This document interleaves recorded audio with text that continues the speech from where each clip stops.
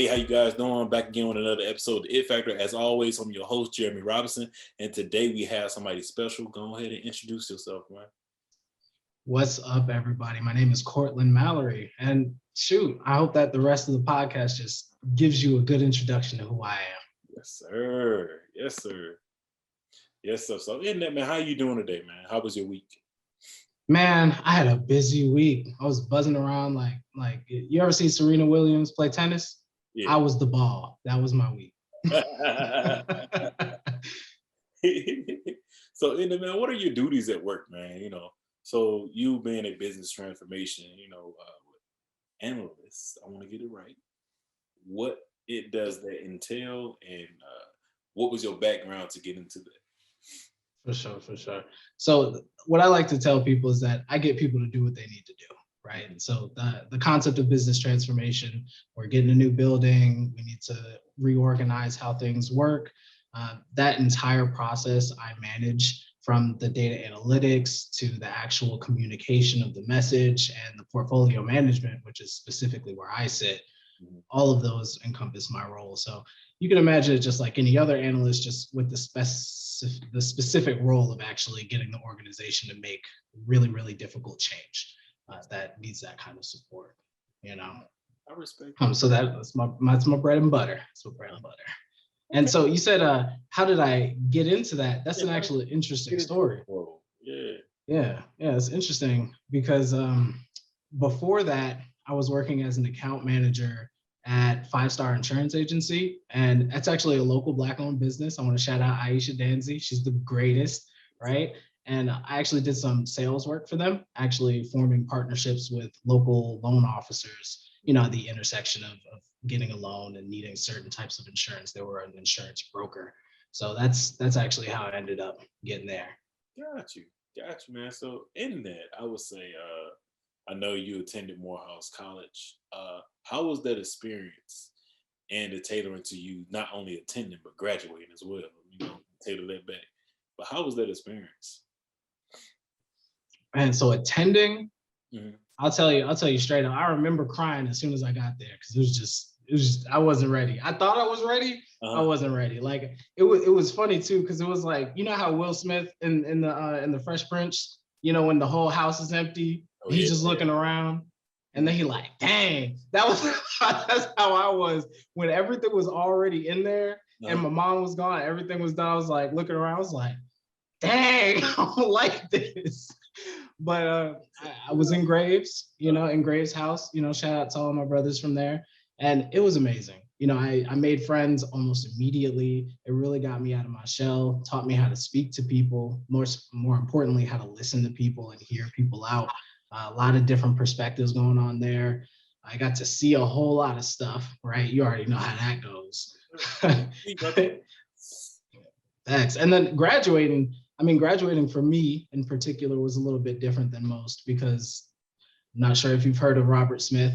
He's the CEO of a very, very awesome venture capital company. He decided to not only accept our invitation as convocation speaker for my graduation, but sneakily in the background, he decided to pay off the whole class's loans too. Yes, sir. Which was like, and let me actually tell you a quick little story about that, because obviously that my graduation was a whole separate story from actually going through it because of that. But man, we actually talked to him, right, regularly. And so I asked him, and I just couldn't get it out of my head. I said, why did you do that for us, right? And he said, what he said was really interesting, right? Because he had a couple of different reasons, right? But one that really, really stood out was that he did his homework and he looked into the money. He followed the money. He looked into the data, and he saw that our class, large in part, was a whole bunch of go-getters. I mean, we're talking a bunch of people who took out loans that they had no business taking out, and they were just betting on themselves. He said, when I looked at the numbers between all the people that I could have chosen, I saw that you guys had bet on yourselves. A lot of you guys had loans, and in every single instance I could tell, the plan was just to get a degree, get a job, and then work it off. And I admire that, right? Because there was no plan. There was no safety net.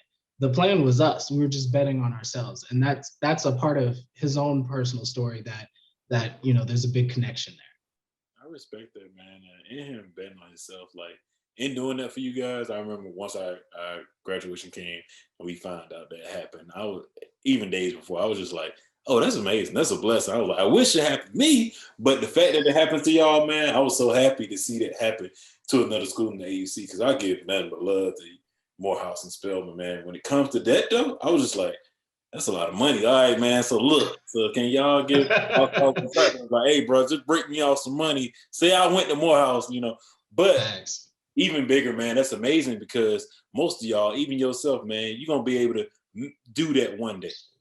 I'm gonna speak. Yeah. You're gonna go back and do that one day, and it's gonna be easy work for you. So I definitely I'm thankful for him, man. I know your pockets feel a lot better now that you know. Telling me. What is the it factor, man? Why you do what you do? So what's my it factor? Well, being a blueprint. I think that's extremely important. For people who come from the sort of background that I come from, ignorant, impoverished, right? It's important for us to make those steps to get out of that, right?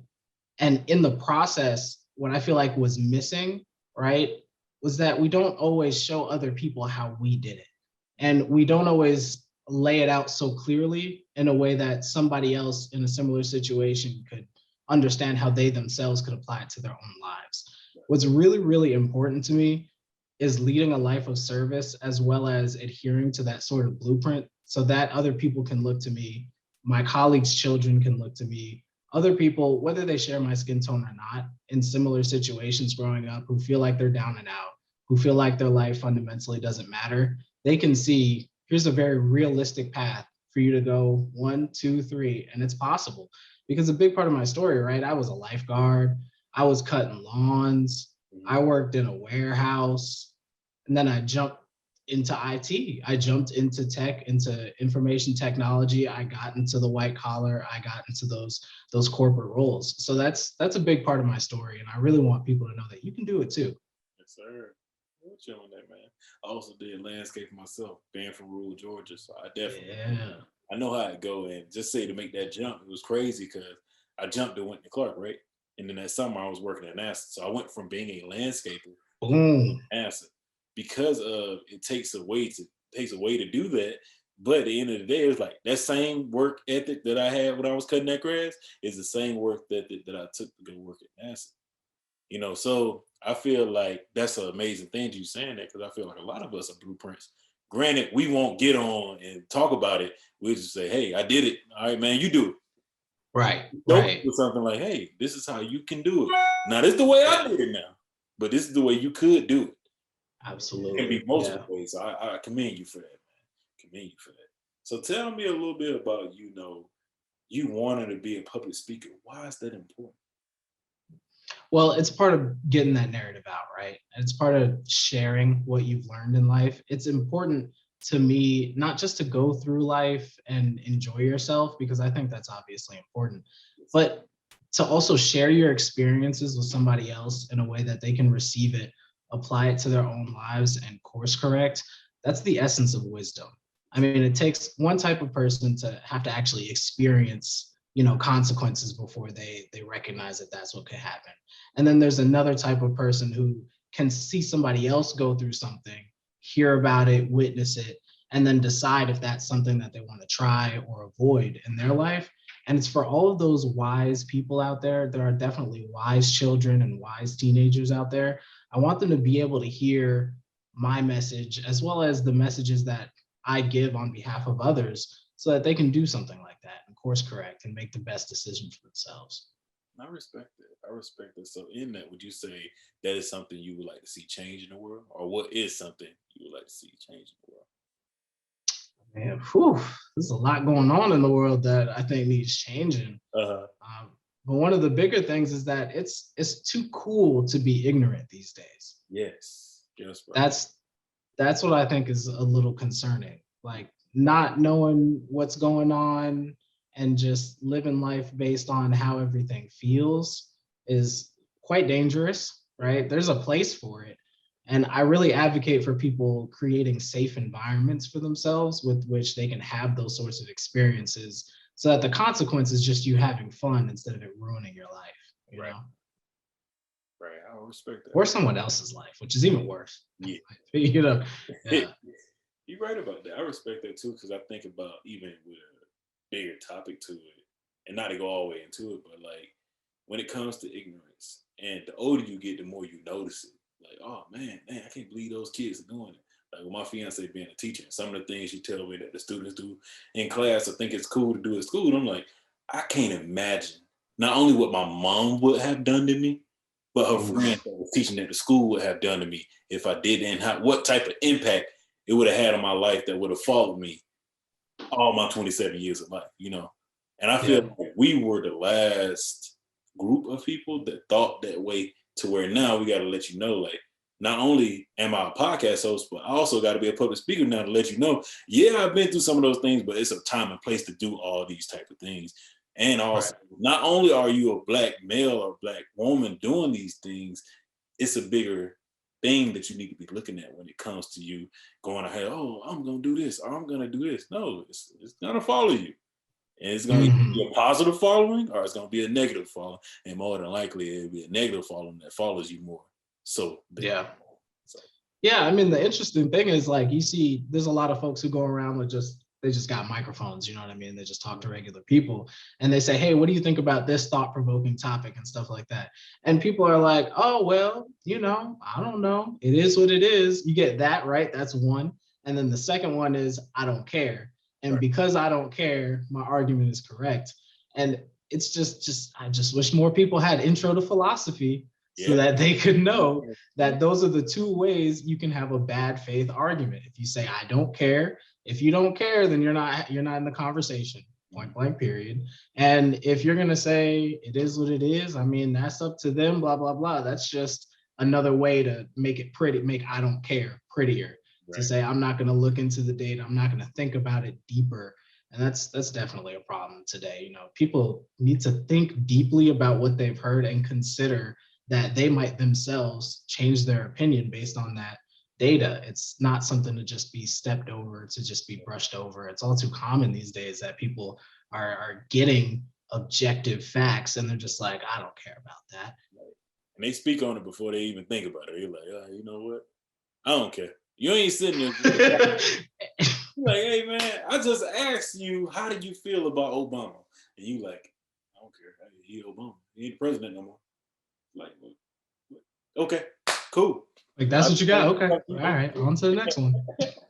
so man, I would say, what is one of your ultimate life goals, man? Just to give back. Big time. I mean, I really aspire to do what Robert did for us for another class. I mean, that's big for us. We're working every single day. We're working together. We popping out businesses. I mean, we're working real hard behind the scenes to make sure that we can be just like him and do something just like that. I mean, I can't even say that that was something I ever imagined I would want to do or that I could do. But man, since then, the things I've learned, the things I've seen, been blessed to experience myself. I mean, now I'm not even worried about myself. You know, I pray to God to tell me, or to really show me more specifically, opportunities that I can get to help other people, because that's just sort of the phase that we're in. That's what we're here for at the end of the day, man. To give back, to help people. Me being a Sigma, you know, what drew me to them, a lot of things have, but the culture for service, service for humanity, that being our motto, drew me to them because of the fact I lived on that. Because I'm the type of friend that had that dollar. I'm like, well, we all gonna go to the dollar menu today. You know, we gonna find a way to make one when it comes down to it. So in that, man, I just love helping people. That's even why I started the podcast, man. Like, so that's big. Definitely, man. So before we close out, do you have any questions for me? Yeah, man, you just mentioned you were a Sigma. So tell me a little bit about that. What led you to decide on that? Did you have any influences in your life that pushed you in that direction, or was it more of a discovery you made in the moment? Got you. So in that, man, my two uncles, my mom brothers were Sigmas. My brother-in-law is a Sigma. And granted, they were influences, but it was just the fact of the brotherhood that I seen from what my uncles came back to Fort Valley, because I'm from Fort Valley, Georgia. So they came back to Fort Valley State and gave money and gave it to Sigma. As a young boy, I'm like, what are y'all doing? So one day they sat me down. I was like, hey, look, this fraternity is my network. This is what we do. You know, when you go to college, I hope you look into fraternities. But this is what Sigma do. And I was able to see them volunteer. I was able to see them, you know, yes, they did parties, I did soirees, stuff like that. But to see them volunteer, bro, it really inspired me as a kid. So once I met my brother-in-law as a teenager and seeing the different things that they were doing, they was talking about, you know, sex health. They was talking about life, finances, different things of that nature. And once I got to college, I knew stuff about credit card because of them. I knew. So once I seen it, it's like, why not be a Sigma? Because they telling me doing it, and then they out in the community. It was the only fraternity that I was seeing out of the community at the time. But then when I got to Clark, it was only one on campus. And the impact that he had just by himself and the brothers from Morehouse, it just entitled me to say, okay, I need to do this. I think this is something I want to do. You know, and just seeing that the same things that I seen from my uncles on up until my time becoming an adult, I was like, okay, Sigma is the way. I need to do this. This is the reason why I need to be a part of this, because they're changing the world. So I need to be a part of this. You know, and they out here helping people, man. You don't see that a lot. And also I didn't see a lot of brotherhood when I looked at other fraternities. I didn't see a lot of togetherness. And when I seen them, even with him being that one guy, when I seen other brothers from Morehouse, even time somebody cross, they call you on the phone, hey, how you doing? Let's get together. Even now, young brothers calling me, it really brought me to the point of saying, dang, I need to be a part of this. So once I became a part of it, and even now they call me, still stay in touch with me. Sigma is an amazing thing, man. Like when it comes to a fraternity, you got to do your research. I believe in it, but just growing up in it and seeing what they did really inspired me, man. Definitely. Definitely. Yeah, that's a beautiful story, man. It's always really impactful when one of our own really shows us the way, especially when we're in that developmental phase. Right. It's just invaluable. And I don't want to miss an opportunity here because we've got 2 AUC grads on the call. And I just wonder, what tips would you give a current AUC student? And this is going to have some legs to it, right? Because you can replay this no matter what year it is, no matter when. What advice would you give to a current AUC student to make their experience a success? I got a couple, but I give 3. My first one is, no matter if you're at Morehouse, you're at Spelman, or you're at Clark, find friends at each college and university, because you never know what they're going to be once they graduate. Another thing is network your butt off with the other colleges and universities that are in Atlanta, because again, you never know what those students are going to be. Thirdly, if you out here, you think you want to need to be a doctor, you want to be a mass media business, engineer, anything, start looking at the companies that are not only in Atlanta, but outside of Atlanta, and see if you can get in touch with your alumni, different people of that nature. Because if you do that, that's how you get jobs. That's how I got my first job at NASA, because of alumni and them knowing my family. Like, so in that, you have to learn how to network. And I feel like a lot of students come into the AUC and hear about so much history of it, and nobody sit there and tell you, hey, you should be networking. You should be going across that over there to Clark, you know, cool. And stop all the divide to Clark, Morehouse, Spelman. We all Black people trying to get it at the end of the day. That's why I definitely tell people in the AUC. And I hate to hear, like, oh, they're doing this, this, so. Okay, they doing all that? Well, go over there. Go over there and see what they're doing.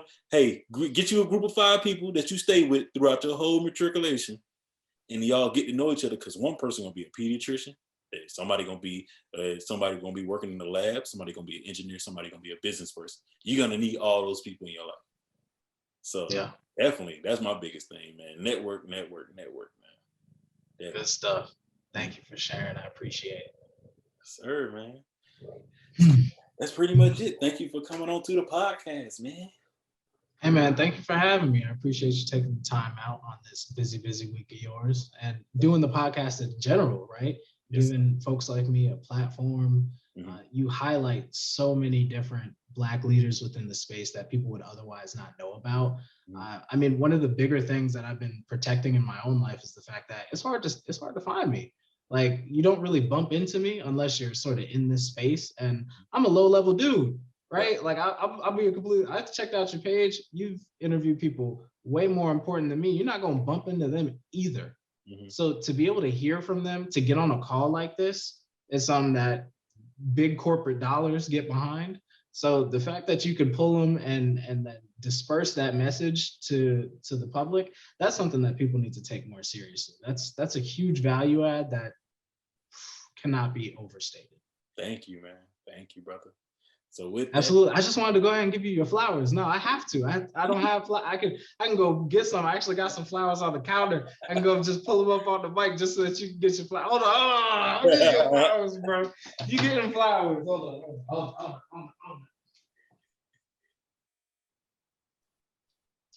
I had to give Rob his flowers, y'all. ooh, You know, I had to give Jeremy his flowers, y'all, because you deserve them, bro. The work that you do is very, very important. I want you to know that I appreciate it, that we as Black people appreciate it, and that it has an impact. Keep going. Keep moving forward. Thank you, man. That means a lot, bro. Thank you, brother.